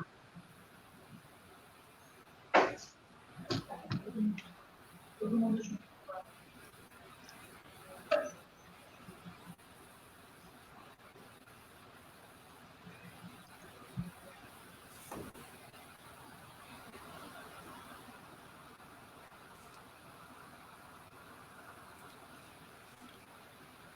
Vocês estão tendo acesso às falas das pessoas, não? Por enquanto, eu não estou conseguindo ler, assim, não estou conseguindo visualizar nenhuma... Não, visualizar não tem, de fato, por enquanto, nenhuma pergunta. Ninguém vai se animar? Não, porque daqui eu não estou conseguindo ver nem comentários, nem nada. A gente tem aqui aula perfeita, no ângulo, pena que não podemos adentrar a noite toda. Tá rindo. Parabéns para todos os convidados e organizadores. Paulo César está aplaudindo, Adson Rodrigo. Queria perguntar quais desafios ainda temos pela frente nesse tema. Eu acho que para a mesa, né? É isso, Paulo? Ótimas reflexões, sigamos. Essas reflexões são muito importantes nesse momento, em que não existe memória e o patrimônio deteriora. Né? Parabéns, professora Átila, parabéns a todos por tanta informação e conhecimento. Obrigada, da Mônica Carvalho. Tem alguma para o Átila? Tem uma para a mesa, né? Que é a do... Deixa eu ver aqui. Adson. Quais desafios ainda temos pela frente? O Adson está perguntando para vocês, né? Quais os desafios ainda temos nesse tema, né? E aí eu aduziria também quais perspectivas, né? Cada um pudesse falar sobre essa questão. Professora Mônica, pode começar, por favor? Tem outra pergunta. Tem uma segunda pergunta aqui, qual é? Deixa eu ver se eu posso blocar para a gente não... Como reconhecer espaços urbanos de identidade negra utilizando a educação patrimonial? Vamos para a primeira, vamos para a segunda, depois a gente fecha com a primeira, que eu acho que tem mais a ver. Como reconhecer espaços negros de identidade através da educação patrimonial. Desculpe, espaços urbanos de identidade negra a partir da educação patrimonial.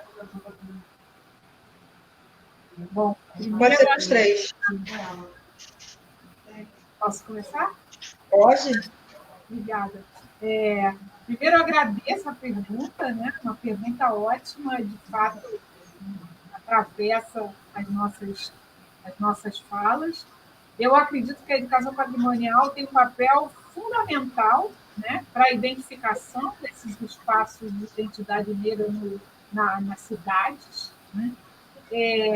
Essa educação patrimonial, ela pode contribuir para que esses espaços sejam reconhecidos e iluminados, como a educação patrimonial também pode receber das comunidades, das pessoas, né, informações que levem a que novos espaços sejam incluídos dentro dos espaços a serem considerados nos estudos e nas aulas de educação patrimonial. É fundamental, nesse caso, o diálogo com as lideranças negras, o diálogo com as representações dos movimentos sociais negros, o diálogo com as comunidades negras nos seus diferentes espaços de organização. Isso, digamos assim, essa educação patrimonial que dialoga com a comunidade, que propõe os espaços, que identifica os espaços, que é fundamental. Porque o educador patrimonial, por si só, ele não é detentor do conhecimento sobre esses espaços. Esse diálogo é o que alimenta a produção de uma educação patrimonial a partir desses princípios sobre os quais o Átila falou. Esses espaços eles só serão conhecidos e reconhecidos quando também essa comunidade pautá-los para a educação patrimonial. Então, é importante que a gente proponha, que nós façamos essas propostas, essas pautas de lugares e de patrimônios materiais e imateriais para a sociedade e para as instâncias que lidam com a educação patrimonial. E a educação patrimonial cabe a ela, né, transformar esses espaços e essas manifestações em instrumentos de educação e de conscientização. Eu acredito que esse deve ser um compromisso da educação patrimonial. Bom, vamos seguir a ordem das falas? Vamos seguir as ordens das falas, para a gente dar um encaminhamento. Não, é que me parece que é uma pergunta que me leva a quase que a reversão e tal, né? Porque, primeiro, é sair da escola, né? Não confiar na escola, porque a escola, grande parte das vezes, ela está feita para manter as coisas como estão, e, portanto, definir que memória é algo do passado, que patrimônio é algo que já, né, que já está. E quando, na verdade, quando você está falando de patrimônio, está falando de memória, você está falando de vida, você está falando de presença, você está falando de que identidade é essa que você tem com essa história e com esse processo, né? Então, nesse sentido, como é que o cotidiano está sendo vivido na relação com a alimentação, na relação com a música, na relação com o campo religioso, né? Então, um desafio imenso que a gente tem hoje, por exemplo, é como é que está se querendo quebrar esse patrimônio, juntando, inclusive, setores evangélicos com setores do tráfico de droga para acabar com os terreiros de candomblé. Quer dizer, esse é o lugar concreto, né? Essa é uma relação direta com a memória e com a vida, né? Eu acho que esse é um outro desafio fundamental. Claro que eu estou querendo cada vez mais juntar aqui o que os meus colegas estão trabalhando com a possibilidade de desafiar mesmo, de questionar mesmo, né, aquilo que o Átila dizia lá antes, né, esse papel institucional, que coisa mais impressionante que é isso, né? Porque a instituição ela tem que estar coerente com o motivo por que ela foi criada, e não se defender. Você não tem que acreditar em nenhuma instituição, você tem que acreditar no objetivo, nos projetos que ela tem e por que ela foi criada, e se aquilo que motivou a criação dela está sendo feito, né? Está sendo desenvolvido, né? Então, me parece que, sem absolutamente, ao contrário, reafirmando as questões todas que Mônica levantou, eu estou querendo que a gente cada vez mais tenha como instrumentos, né, pressupostos teóricos para que a gente cuide da educação patrimonial na dimensão que ela tem que ser tratada, e ela é tão importante porque ela é história.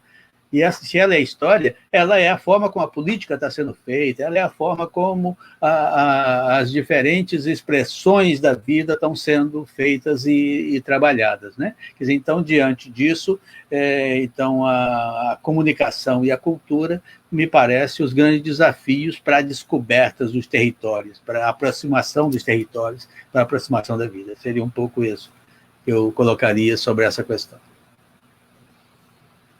Professor Átila, por gentileza. Eu vou responder essa primeira questão e já vou, na minha resposta, já fazer um link com a pergunta do Adson sobre que novos desafios, que desafios que ainda temos, né? Assim, primeiramente, respondendo essa pergunta, eu vou retomar uma coisa que a professora Mônica, que eu anotei que a professora Mônica falou na fala dela e que eu gostaria de explorar um pouco mais, né? Que é contar, por meio da educação patrimonial, um dos objetivos dela, de ação dela, é contar as histórias, que a história conta.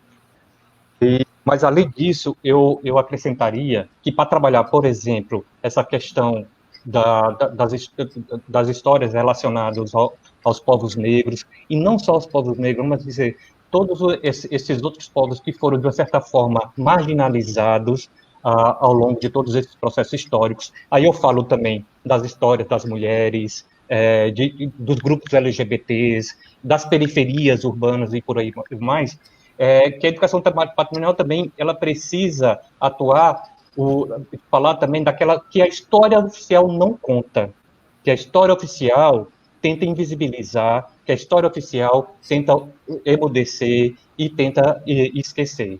E uma forma de fazer isso é trabalhar com os patrimônios a partir, como Walter Benjamin fala, a partir do contrapelo. Por exemplo, se você entra no museu, ou se você está andando no espaço urbano, a partir daqueles bens que são patrimonializados pelo Estado, que são considerados patrimônios, onde que está o negro? Né? Onde que estão os povos escravizados nesses patrimônios? Onde que está a mulher, por exemplo, no museu? Então, existem várias formas de se trabalhar. É trabalhar com o patrimônio a partir do contrapelo, tá? A partir daquilo que a história oficial também tenta esquecer, tenta emudecer, tenta invisibilizar. E aí está, por exemplo, um dos nossos grandes desafios, que é já respondendo um pouco a pergunta do Adson. que eu acho e que dialoga também muito com o que o professor Adair fala.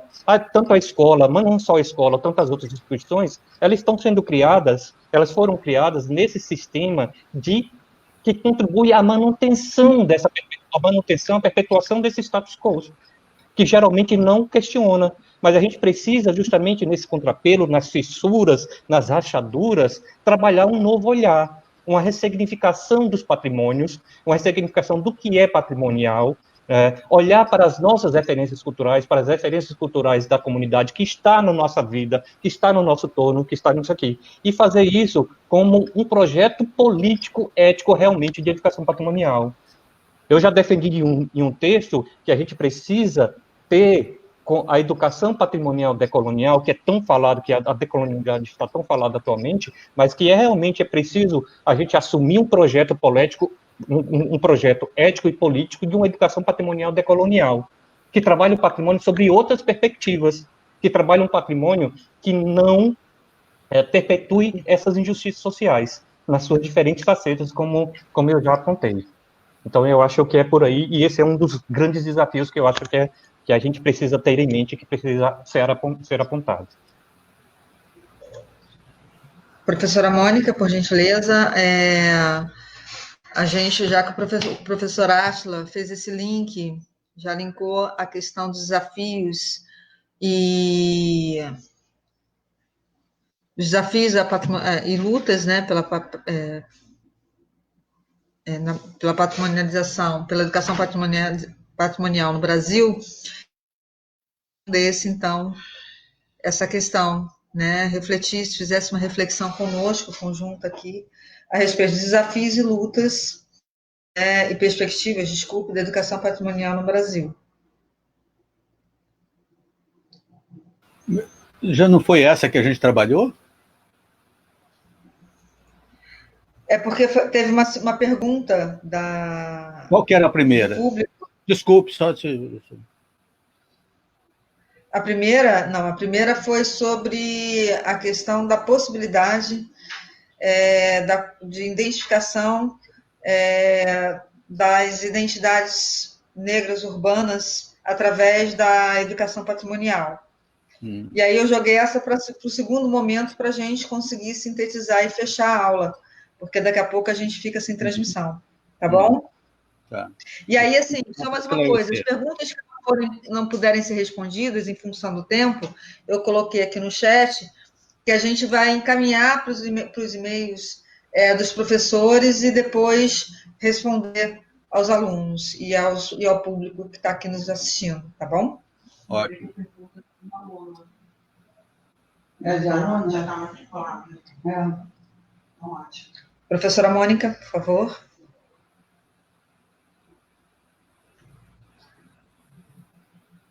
As políticas patrimoniais são políticas públicas, e nós enfrentamos, né, politicamente os desafios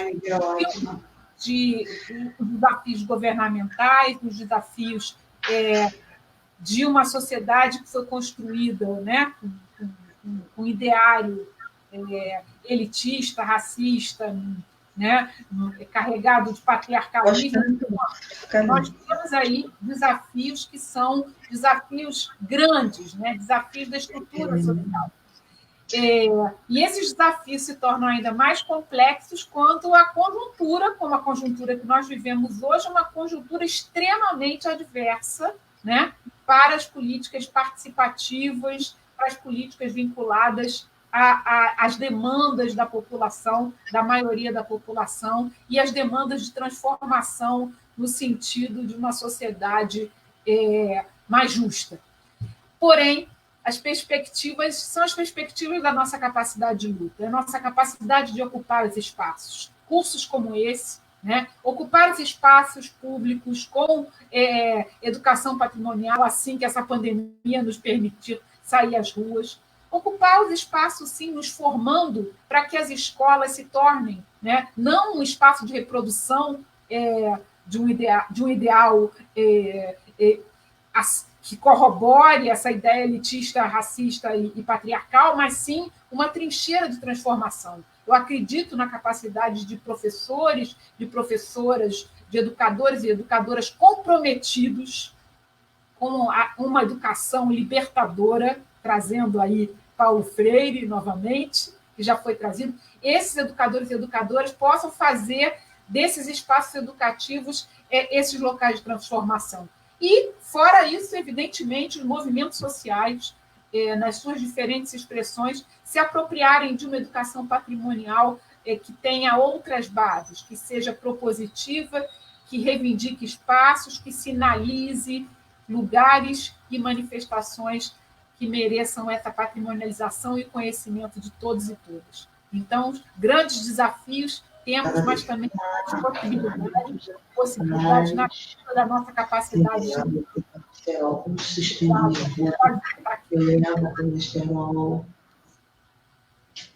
Professora Adair. Professora Adair, por favor. Está ouvindo? Claro, estamos sim. Tá. Pois eu acho que essa linha que está colocada por Mônica e por Átila de uma forma de como é que você se aproxima cada vez mais do domínio das instituições com o significado da história, com o significado real, né, da história e da memória, né? E aí, claro que nesse sentido, é importante que cada vez mais se recuperem também os autores negros, né? Quer dizer, tudo que, né, de Lélia Gonzalez, diferentes autores e grandes autores que têm trabalhado muito, e tem um autor especificamente, né, que certamente perpassa o que nós três aqui trabalhamos muito, que é a questão do território, né? E de que forma esse território vai ser cada vez mais assimilado e que significação diversa esse território traz. O grande Milton Santos imagina um geógrafo que é, na verdade, um cientista político, que é um cientista social, que é um cientista, né, antropológico, né, na história. Quer dizer, então, me parece que eu estava participei ontem de um debate sobre o filme que o Silvio Tender tinha acabado de fazer, que era sobre essa questão da fome, né? Quer dizer, e o que é, quer dizer, a quem que a fome atinge mais, né? E a forma dessa fome atingir mais, o que ela tem a ver com o patrimônio, com a quebra, que é fome também, que é arrebentar com a possibilidade de alimentação real, né, da vida, né? Essa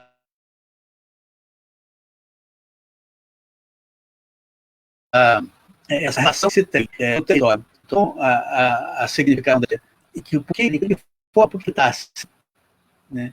Quer dizer, as perguntas têm que ser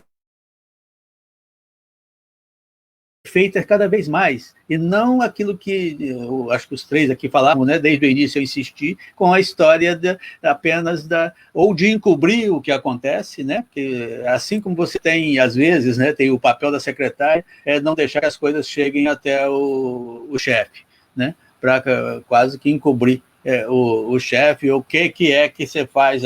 Na verdade, nós não precisamos de nada disso, mas não, a gente precisa saber da história como ela é mesmo, e se as pessoas querem, você não tem nem que ter chefe para você ter alguém no meio para poder dizer, você tem que ter o diálogo direto, você tem que discutir direto as coisas, né? Então, acho que é um pouco o desafio está colocado, inclusive, para os professores desse curso, né?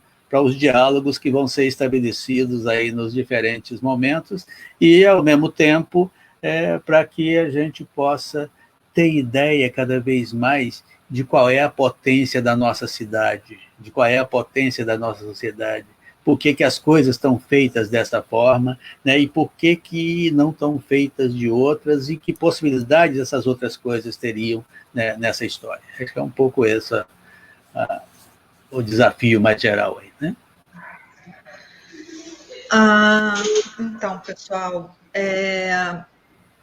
finalizando nossa aula, né? Chegou ao fim, infelizmente, mas chegamos muito bem. Eu acho que todos nós terminamos esse momento transformados, né? E eu empenho aqui a minha palavra, professora Adair, professora Mônica, professora Átila, que esse curso será, assim, um espaço de transformação, né, do nosso lugar de fala, do Instituto Pretos Novos, né, eu acho que cabe a nós essa obrigação, nós temos a obrigação de trabalhar dessa forma, né, de transformar pessoas, de transformar espaços, transformar lugares, de transformar memórias, de transformar patrimônios. E queria agradecer ao professor Átila, à professora Mônica, à professora Adair, agradecer a todas as pessoas que vieram aqui assistir essa aula, que participaram, que se empolgaram, que vibraram. Comentar mais uma vez que a gente ainda está com poucas vagas abertas até finalzinho de janeiro, aí, começo de fevereiro. Dia 3 já temos aula, né, regular. E é isso, pessoal. Agradecer muito a presença, dizer que a gente está muito feliz, muito, muito feliz mesmo de ter conseguido essa realização, né? Fazer essas coisas de uma forma online, às vezes, talvez não fosse o que a gente desejasse, né? Mas eu acho que, de alguma forma, está dando certo, a gente está conseguindo, a gente está avançando. Pena que nem todas as pessoas possam ter acesso, né, professora Daí, professora Mônica, professora Átila, em função das desigualdades sociais aqui tão bem elencadas e pontuadas por vocês. Eu acho que foi a tônica dessa aula, né? E queria agradecer, em nome do Instituto Pretos Novos, em nome da FATEC, e também em nome dos Pretos Novos, né? Que a gente nunca deve deixar de lembrar, né? Que é um patrimônio nosso, está na nossa memória, no nosso coração. Pessoal, axé, força vital para todos, energia vital, que essa vibração chegue aos corações e mentes de todos aí, tá bom? Um beijo grande e até a próxima. Conto com vocês para dar palestra, para estar junto aí no curso, tá bom? Beijo grande. Um beijo para todos aí. Um abraço, obrigado. Um beijo para todos.